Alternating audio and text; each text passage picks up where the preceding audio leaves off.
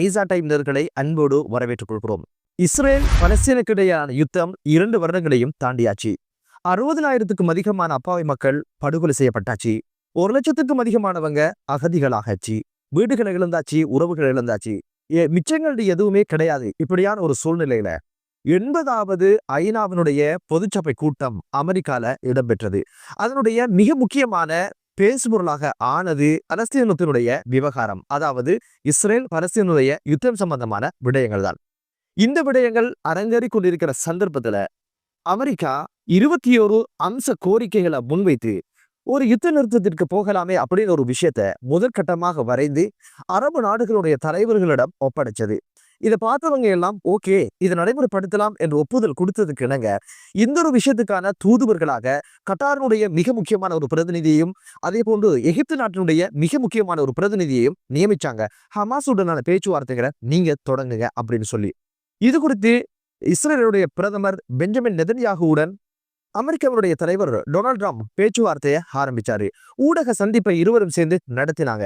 இதுல Benjamin Netanyahu என்ன சொன்னார் அப்படின்னு கேட்டீங்கன்னா, யுத்த நிறுத்தத்திற்கு நாங்கள் தயார், இந்த 21 அம்சங்களை நடைமுறைப்படுத்துவதற்கு எங்கள் தரப்பால நாங்க அனுமதியை தருகிறோம் அப்படின்னு சொல்லிட்டு இந்த ஒரு விடயம் குறித்து ஹமாஸ் ஏற்றுக்கொள்ளாவிட்டாலோ அல்லது ஏற்றுக்கொண்டு அதற்கு மாறாக நடந்து கொண்டாலோ இஸ்ரேல் என்ற நாடு பொறுமை காக்காது, அதற்கான தகுந்த பதிலடை கொடுக்கும் என்ற ஒரு எச்சரிக்கையான ஒரு விஷயத்தையும் சொல்லி இருந்தாரு. இது குறித்து டொனால்ட் ட்ரம்ப் என்ன சொன்னார் அப்படின்னு கேட்டீங்கன்னா, இந்த 21 அம்சங்களை ஏற்றுக்கொண்டு இந்த யுத்த நிறுத்தத்திற்கு பச்சை கொடி காட்டியதற்கு இஸ்ரேலுடைய பிரதமருக்கு தான் நன்றி தெரிவிப்பதாகவும் கூறியிருந்தாரு.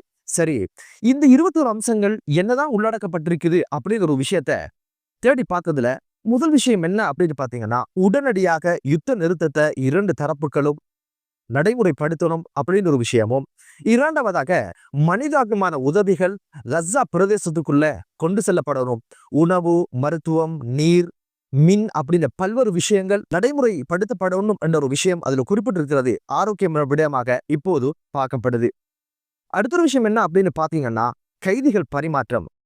இஸ்ரேலுடைய பணைய கைதிகளாக ஹமாஸ் இடத்தில் இருக்கின்றவர்களை உடனடியாக விடுதலை செய்வதோட இறந்தவர்கள் இருப்பின் அவர்களுடைய உடற்களையும் உடனடியாக ஒப்படைக்கணும் அப்படின்னு ஒரு விஷயமும், இதற்கான காலக்கெடுவாக 78 மணி நேரங்கள் கொடுக்கப்பட்டிருக்குது.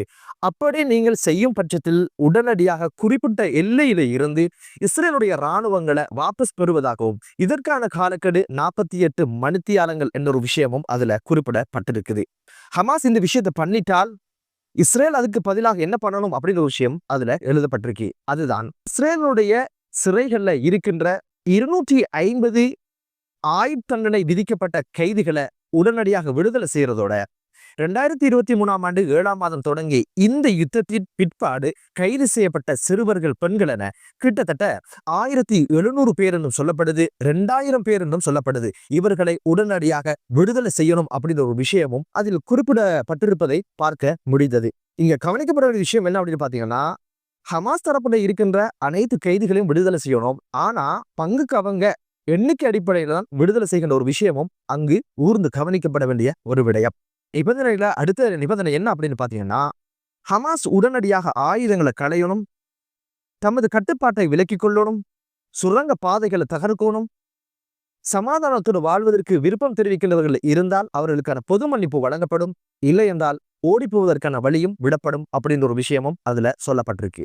இஸ்ரேலிய படைகள் கொஞ்சம் கொஞ்சமாக விலக்கப்படணும் அப்படின்ற ஒரு விஷயமும் சொல்லப்படுது. அங்க கொஞ்சம் கொஞ்சம், முற்றாக என்பது கிடையாது.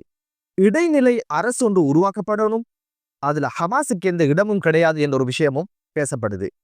இந்த அரசுல பலஸ்தீன பிரஜைகளையும் அதே போல அரபு நாட்டு பிரஜைகளையும் உள்ளடக்கிய, துறை சார்ந்தவர்களை உள்ளடக்கிய ஒரு தற்காலிக இடைக்கால ஒரு அரசு உருவாக்கப்படும் என்ற ஒரு விஷயம் சொல்லப்படுது. அதே போல பாதுகாப்பு கவுன்சில் என்ற ஒரு அமைப்பும் உருவாக்கப்படும். அதனுடைய தலைவராக டொனால்ட் ட்ரம்ப் இருப்பார் என்ற ஒரு விஷயமும் சொல்லப்படுது. எவ்வளவு தூரம் அது உண்மையான விஷயம் என்பது தெரியல. அந்த பாதுகாப்பு கவுன்சில்ல பலஸ்தீனர்கள் மற்றும் அரபு நாடுகளைச் சேர்ந்த நிபுணத்துவம் பெற்றவர்களை உள்ளடக்கித்தான் அந்த பாதுகாப்பு கவுன்சில் உருவாக்கப்படும் என்ற ஒரு விஷயமும் சொல்லப்படுது. அதே போல அந்த கஸா பகுதிகளுக்கென ஒரு பிரத்யேகமான பாதுகாப்பு படை உருவாக்கப்படணும். அதில் பலஸ்தீன பிரஜைகள் உள்வாங்கப்படுறதோட அரபு நாட்டை சேர்ந்த துறை சார்ந்தவர்களும் அதில் இணைத்துக் கொள்ளப்படுவாங்க அப்படின்ற ஒரு விஷயமும் சொல்லப்படுது. கஸாவினுடைய நிர்வாக செலவுக்காகவும் அதே போல கஸா என்ற நகரை கட்டியெழுப்புவதற்கான பொருளாதார ரீதியான பணத்திற்காக ஒரு நிதியம் அரபு உலகத்திலிருந்து உருவாக்கப்படணும் அப்படின்ற ஒரு விஷயமும் அதில் குறிப்பிட்டு சொல்லப்பட்டிருக்கு. அடுத்த மிக முக்கியமான விஷயம் என்ன அப்படின்னு பாத்தீங்கன்னா, இஸ்ரேல் எக்காரணம் கொண்டும் கஸா என்ற பிரதேசத்துல ஆக்கிரமிப்பை நடத்தக்கூடாது என்ற ஒரு விஷயமும் சொல்லப்படுது. இப்படி 21 அம்சங்கள் என்று சொல்லப்படுது. அதில் ஒன்றை குறைத்ததாக 20 என்ற ஒரு விஷயமும் பேசப்படுது. என்னதான் இருந்தாலும் இப்போதைக்கு அமெரிக்கா முன்வைத்த இந்த 20 அல்லது 21 அம்ச கோரிக்கைகளை இஸ்ரேலுடைய பிரதமர் அதற்கான ஒப்புதலை கொடுத்திருக்கிறார். இரு கரங்களும் சேராமல் சட்டம் வருவதில்லை என்பது போல இப்போதைக்கு ஹமாஸ் என்ன பதில சொல்ல போகுது அப்படின்றதுதான் மிகப்பெரிய ஒரு பேசுபொருளாக மாறி இருக்குது.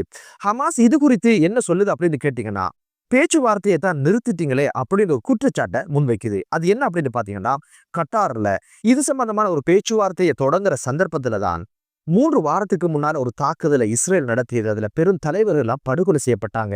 இதுக்கு மேல நீங்க என்ன பேசணும்னு எதிர்பார்க்கறீங்க அப்படின்னு ஒரு விமர்சனத்தை முன்வச்சுட்டு, பரவாயில்ல, பலஸ்தீன மக்களுடைய நலன்கள் எதில் இருக்குதோ அது சார்ந்த கோரிக்கைகளை, அது சார்ந்த அம்சங்களை பரிசீலனைக்கு உட்படுத்துவதாக இப்போது ஹமாஸ் சொல்லியிருக்குது.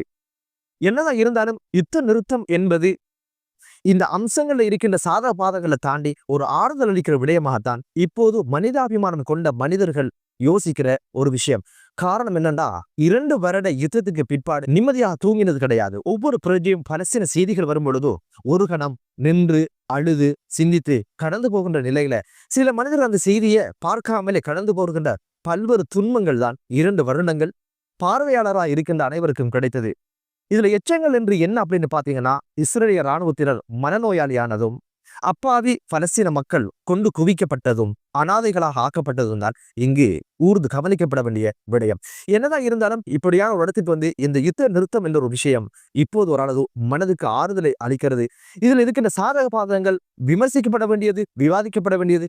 அதை தாண்டி இப்போதைக்கு ஒரு யுத்த நிறுத்தம் என்பது ஒரு அமைதி அளிக்கின்ற, நிம்மதி அளிக்கிற ஒரு விடயமாகத்தான் இப்போது பார்க்கப்படுது. டொனால்ட் ட்ரம்ப், அமெரிக்க தலைவர் டொனால்ட் ட்ரம்பும் பெஞ்சமின் நெதன்யாகுவும் ஊடக சந்திப்பை நடத்திட்டு வெளியில் இப்ரு மொழியில் ஒரு பேட்டி கொடுத்திருந்தாரு பெஞ்சமின் நெதன்யாகு. அவர் என்ன சொன்னார் அப்படின்னு கேட்டீங்கன்னா, பலஸ்தீன் என்ற ஒரு நாடு உருவாவதற்கு நாங்கள் அனுமதிக்க மாட்டோம் ஒரு செய்தியை இஸ்ரேலிய நாட்டு மக்களுக்கு அவர் சொல்லி இருந்ததும் இங்கு ஊர்ந்து கவனிக்கப்பட வேண்டிய விடயம்.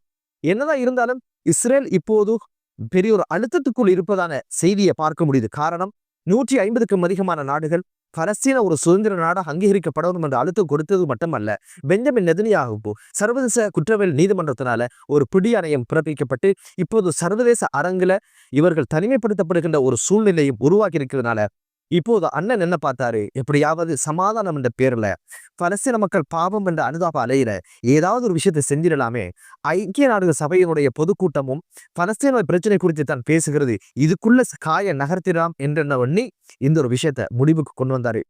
கிட்டத்தட்ட 40 பேச்சுவார்த்தைகள் கட்டார், எகிப்து, ஜோர்தான் போன்ற நாடுகள் முன்னின்று செய்தது. எதற்கும் உடன்பாடு காணாது இஸ்ரேல் இப்போது எதற்காக உடன்பாடு காண்கிறது என்ற கேள்வியும் எழ ஆரம்பிச்சிருக்குது. காரணம் என்னன்னா, இந்த 21 அம்ச கோரிக்கையில நிச்சயமாக பலஸ்தீன மக்களுக்கு இருக்கின்ற நலவுகளை விட இஸ்ரேலுக்கு நலவுகள் இருக்கலாம் என்னவோ என்ற ஒரு கேள்வியும் எழ ஆரம்பிச்சிருக்குது. என்னதான் இருந்தாலும் பலஸ்தீன மக்களுக்கான சுதந்திர நாடு வேண்டும், நிம்மதியாக வாழணும். அந்த குழந்தைகள் இழந்தவை அதிகம், அந்த மக்கள் இழந்தவை அதிகம். எனவே இந்த ஒரு விஷயம் குறித்து ஹமாஸ் தீர்க்கமான முடிவினை எடுத்து மக்களுக்கு நலன் இருக்கின்ற விடயங்களில் கரிசனை காட்டி அமைதியான ஒரு சூழல் உருவாக அனைத்து தரப்புகளும் ஒத்துழைக்கட்டும், விட்டு கொடுக்கட்டும், புரிந்துணர்வோடு நடக்கட்டும் என்று கூறுவதோடு அமெரிக்காவுடைய இந்த நகர்வு ஆரோக்கியமாக இப்போது பார்க்கப்படுகிறது. என்னதான் இருந்தாலும் வாழ வைத்த பூமியில வாழ வைக்க காணி கொடுத்தவங்களுக்கே வாழ்வதற்கு வழி இல்லை என்ற ஒரு விஷயம் ஆண்டவன் ஊர்ல இரண்டவண்ட கூத்து என்று சொல்வது போல இப்போது ஆயுதப்பலம், ஆள்பலமும் பணப்பலம் இருக்கின்றவங்க அநியாயத்துக்கு சோரம் போகின்ற ஒரு சூழ்நிலை உருவாகி இருக்கிறது. என்னதான் இருந்தாலும் அந்த பூமியில அமைதி நிலவட்டும் என்று கூறி மற்றொரு காணொலியிலே உங்கள் அனைவரையும் சந்திக்கும் வரை விடைபெறுகிறேன். நன்றி.